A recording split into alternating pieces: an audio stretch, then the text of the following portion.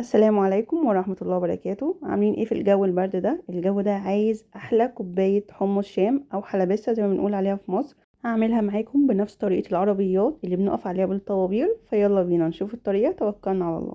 معايا نص كيلو من الحمص، بتغسليه كويس جدا وبتنقعيه في مية مش اقل من 12 ساعة. انا نقعته لمدة 24 ساعة. كل ما بتنقعيه لمدة اطول ما بياخدش معاكي وقت في التسوية خالص. بعد كده بتغسليه كويس جدا من المية اللي كان منقوع فيها. معايا حلة فيها مية، يعني مالية نص الحلة كده مية. هنزل بالحمص، بعد كده هنزل عليه باربع طماطمات كاملين، وهقول لكم بعد كده هنعمل فيهم ايه. معلقه كبيره مليانه من الثوم. هترفعيهم على نار متوسطه، هتغطي الحله، واول ما تبتدي تغلي بتوربي الغطا، مش بتغطيها بغطا محكم علشان ما تفورش معاكي. اول ما تلاحظي ان الطماطم بدات تسيب القشره بتاعتها بالشكل ده بتخرجيها وبتقشريها من القشره، وخلي بالك هي بتبقى معلش سخنه شويه.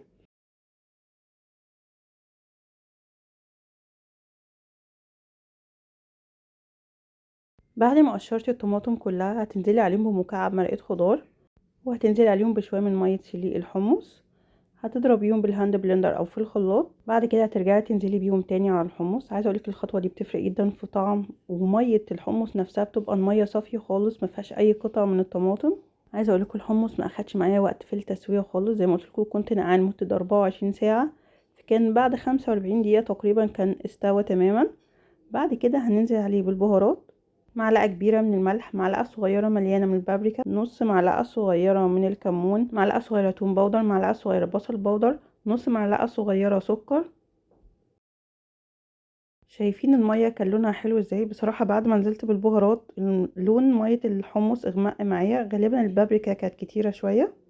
معايا كوبايتين من مية الحمص، واحدة منهم نزلت بمعلقة صغيرة من الكمون، والكوباية التانية هنزل عليها بمعلقة صغيرة مليانة من الشطة. زي عربيات الحمص بالظبط، بيبقى فيه دقة وفيه شطة، انتي بتزودي على الحمص زي ما تحبي.